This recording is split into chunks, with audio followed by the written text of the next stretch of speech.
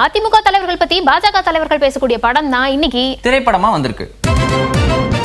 நேர்களே, நாம இன்னைக்கு பார்க்க போற திரைப்படம் லோட்டஸ் டாக்கீஸ் பெருமையுடன் வழங்கும் மறுநொடி.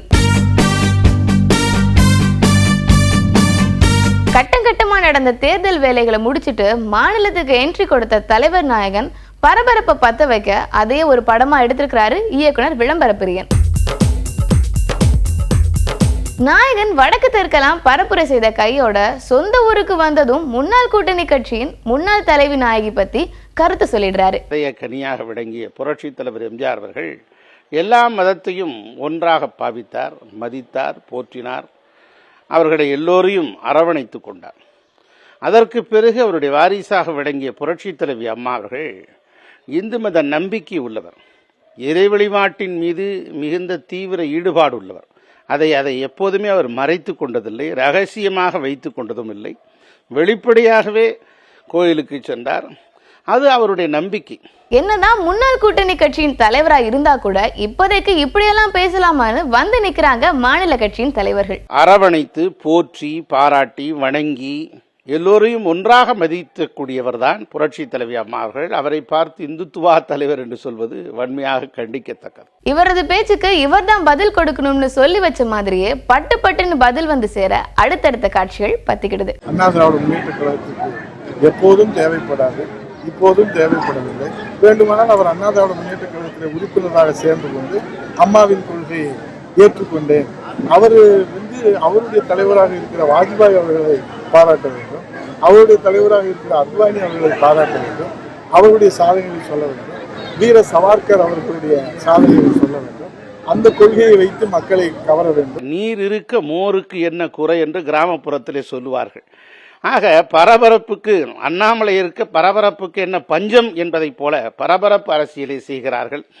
அதுவும் அண்ணா திராவிட முன்னேற்ற கழகத்தின் தலைவர்களின் மீது மிகுந்த ஒரு காழ்ப்புணர்ச்சியோடு அவர்களின் பக்கம் இழுப்பதற்காக வாக்கு வங்கிகளை வேண்டுமென்றே திசை திருப்ப பார்க்கிறார்கள். இதுதான் வன்மையாக கண்டிக்கத்தக்கது. இதெல்லாம் ஒரு பதிலா ஒத்தைக்கு ஒத்த நேருக்கு நேரா வர தயாரான தேசிய கட்சி நாயகன் சவால் விடுவதா பட முடியுது.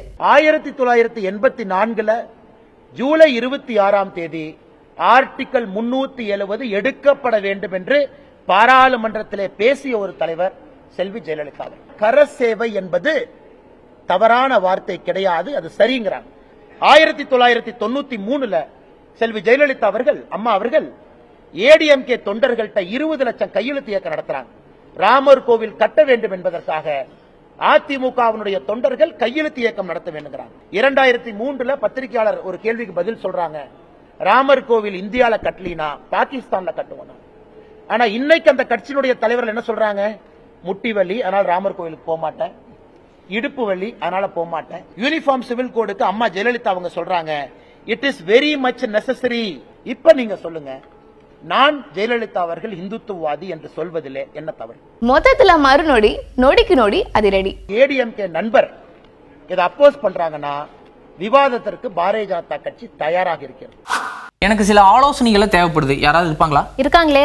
யாரு? இயக்குனர் பாரதிராஜா அவர்கள் தான் இப்ப சமீபத்துல கல்லூரி நிகழ்ச்சியில் ஒன்றுல பார்ட்டிசிபேட் பண்ணியிருக்காரு.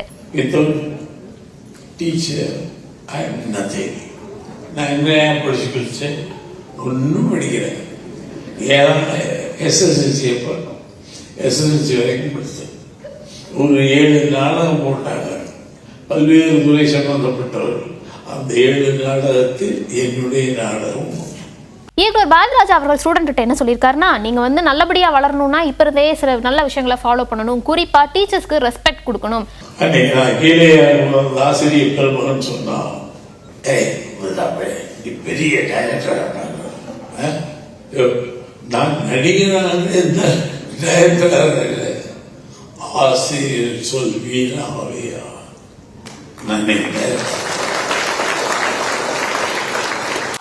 ஆமா, இனிமேல் இந்த விவாதம் பண்றேன், மேட்சை பத்தி விவாதம் பண்றேன் யாரும் வரமாட்டீங்களே என்கிட்ட? வரவே முடியாது, ஏன்னா ஐபிஎல்லே முடிஞ்சிருச்சு. ஆமா, SRHக்கும் கொல்கத்தா நைட் ரைடர்ஸ்க்கும் பயங்கரமான ஒரு மேட்ச் நடக்கும் அப்படின்னு எதிர்பார்த்தாங்க. டாஸ் ஜெயிச்சு ஹைதராபாத் பேட்டிங் எடுத்துட்டாங்க. பேட்டிங் சூஸ் பண்ணிட்டோம்னா கொஞ்சம் நல்லா ரன் எல்லாம் எடுத்துடலாம் அப்படின்னு தான் பிளான் பண்ணியிருக்காங்க. ஆனா கொல்கத்தா நைட் ரைடர்ஸ் அதுக்கு விடவே இல்லை. டோட்டலா வந்து பவுலிங் பயங்கரமா போட்டு, ஸ்டார்கா இருக்கட்டும் இல்லைன்னா ரசலா இருக்கட்டும் பயங்கரமா பவுலிங்கை போட்டு சீக்கிரமா விக்கெட் எடுத்துட்டாங்க. அதனால SRH வந்து கொஞ்சம் பின்னாடி போயிட்டாங்க, போக போக ரொம்பவே பின்னாடி போயிட்டாங்க. இப்போ கொல்கத்தா நைட் ரைடர்ஸ் பொறுத்த வரைக்குமே சென்னையில இவங்க வந்து செகண்ட் டைமா வெற்றி பெற்றிருக்காங்க. இதற்கு முன்னாடி 2014 நினைக்கிறேன், 2012, 14, 2024 இப்போ டோட்டலா பார்க்கும்போது IPL third time Kolkata night Riders அந்த கப்பை வாங்கிட்டாங்க. ஆமா, அதுவும் சென்னையிலேயே 2 தடவை வாங்கியிருக்காங்க. என்னதான் CSK இதுல இருந்து வெளியேறினாலும் நம்மளுடைய தமிழ்நாட்டு பிளேயரான நட்ராஜ் இதுக்குள்ள இருக்காரு அப்படின்னு சொல்லிட்டு நிறைய பேர் வந்து SRHக்கு தான் வந்து ஆதரவு தெரிவிச்சு ஃபேன்ஸும் நிறைய பேர் அப்படிதான் போனாங்க.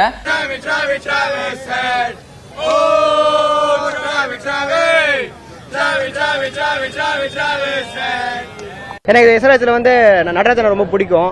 அதை சொல்லிட்டு வந்து நம்ம சென்னை டீம் இல்லை, அதனால இப்போ வந்து யாருக்கு சப்போர்ட் பண்ணணும்னா SRH சப்போர்ட் பண்ணணும்னு ஒரு பிளான். அதனால வந்து நடராஜனை வரைஞ்சி எடுத்துட்டு வந்தேன் ப்ரோ. ஒரு ஃபைனலு கொஞ்சம் க்ளோஸாக இருந்து தோத்துருந்தா கூட கொஞ்சம் அக்செப்ட் பண்ணிக்கலாம். ஒரு ஃபர்ஸ்ட் ஒரு 6 ஓவருக்கு மேல ஏன்டா உள்ள இருக்கோங்கிற மாதிரி ஆயிடுச்சு. ஆமா, இந்த நேரத்துல KKR ஃபேன்ஸ் ஏதாவது சொல்லியிருப்பாங்களே, அவங்க என்ன சொன்னாங்க? We supported KKR and we got to see the match. So எங்களுக்கு ஒன்றும் பிரச்சனை இல்லை, பட் இது one sided match. இன்னைக்கு கிச்சன் கேபினட் நிகழ்ச்சி நல்லா இருக்கு அப்படின்னு சொல்லி நாங்க நம்புறோம். இதே மாதிரி கிச்சன் கேபினட் நிகழ்ச்சியா திங்கள் முதல் வெள்ளி வரை இரவு 9:30 மணிக்கு உங்கள் புதிய தலைமுறை தொலைக்காட்சியில மறக்காம பாருங்க.